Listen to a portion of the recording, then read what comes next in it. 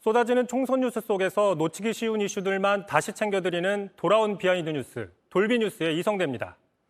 자, 첫 번째 이슈는 일배와 이직. 자, 먼저 한동훈 국민의힘 비대위원장의 발언부터 보시겠습니다. 부구 공천? 일배 출신 누구 있습니까? 여기 우리 일배 출신 있어요? 이재명 대표 스스로 일배 출신이라고 하지 않았습니까?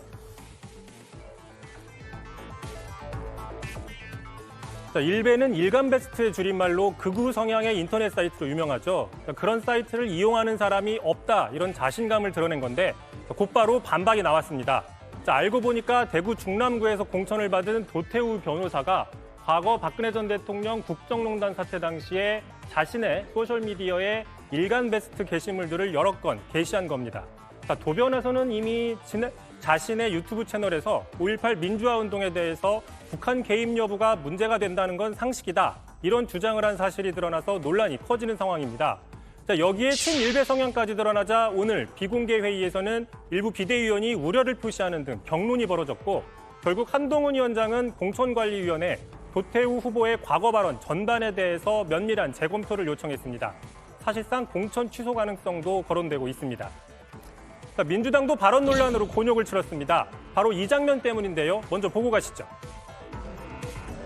반가워요. 잘 부탁합니다. 1번 이재명. 네. 설마 이직 아니겠지? 자, 이직이라는 거는 2번 후보를 찍은 사람이라는 건데요. 주말 사이에 이 발언이 국민 편가르기 발언이라는 지적이 나왔고 이 대표는 곧바로 사과를 했습니다. 자, 그러나 정치권에서는 오늘도 일제히 비판이 쏟아졌습니다. 자, 나를 찍지 않은 사람은 국민이 아니다라는 인식이냐는 국민의힘 비판이 나왔고, 또 이준석 개혁신당 대표 역시 스스로를 온라인의 악플러 수준으로 격화시키는 발언이라고 비판을 했습니다. 자, 민주당의 이직 논란은 처음이 아닙니다. 최근에 정청래 최고위원은 자신의 소셜미디어에 이런 글을 올렸는데요. 김건희 여사와 1대1 토론을 제안하면서 이렇게 얘기를 했습니다. 한동훈 위원장이 2분간 말할 기회를 줄 의향이 있다. 왜 2분이느냐? 그쪽은 이직이니까 라고 적기도 했습니다. 자, 선거가 한 달 앞으로 다가오면서 여야 당대표의 말싸움은 더 격해질 텐데 누가 말실수를 줄이느냐도 관건입니다. 자, 두 번째 이슈 바로 보겠습니다. 지금 시작합니다. 네, 제목이 지금 시작합니다입니다. 자, 국민의힘이 총선 슬로건을 발표했는데요. 국민의힘은 합니다. 지금 합니다.